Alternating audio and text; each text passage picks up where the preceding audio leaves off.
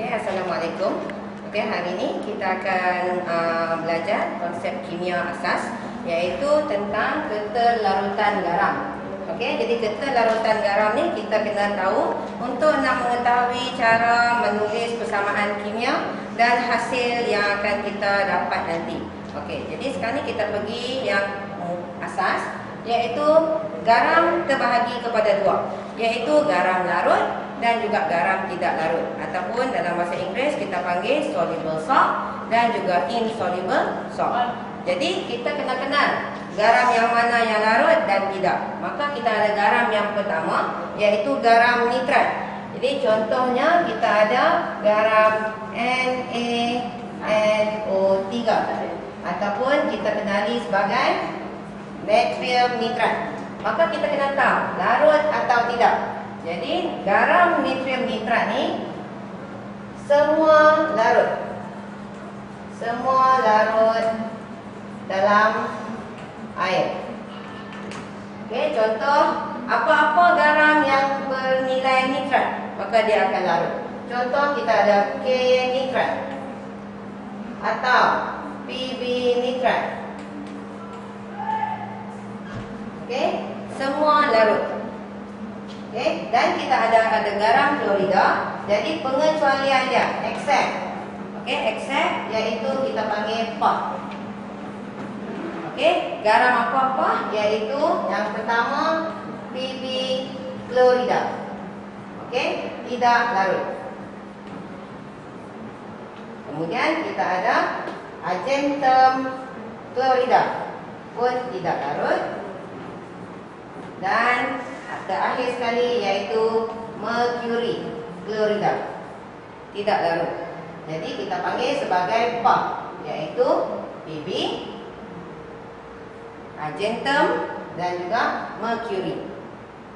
Kemudian kita ada garam sulfat, garam yang tidak larut kecuali iaitu PBC. Apa dia PBC? Iaitu lead sulfate. Tidak larut. Yang kedua, barium sulfate.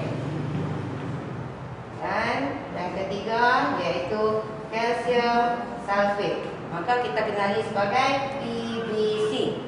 P merujuk lead, lambung, B merujuk barium, dan C merujuk kepada kalsium. Kemudian kita ada garam yang keempat, iaitu sebarang garam karbonat.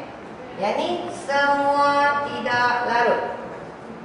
Semua tidak larut. Kecuali iaitu garam istimewa yang di bawah. Maka sebarang garam yang kita tulis, contoh magnesium karbonat, maka dia mesti tidak larut. Contoh zinc karbonat pun tidak larut. Kecuali iaitu garam sodium, potasium dan amonium. Contoh Na2 karbonat, maka mestilah larut. Kerana sodium dikenali sebagai garam anion yang istimewa. Kita kenali sebagai NKN. Sodium, potasium dan juga amonium. Contoh yang kedua di sini kita boleh tulis iaitu potasium karbonat. Maka dia mesti larut kerana dia termasuk dalam garam larutan istimewa. Istimewa. Dan kita ada satu lagi iaitu amonium karbonat.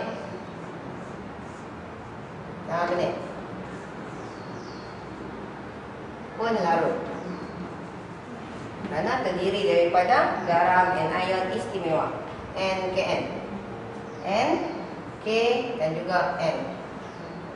Terima kasih.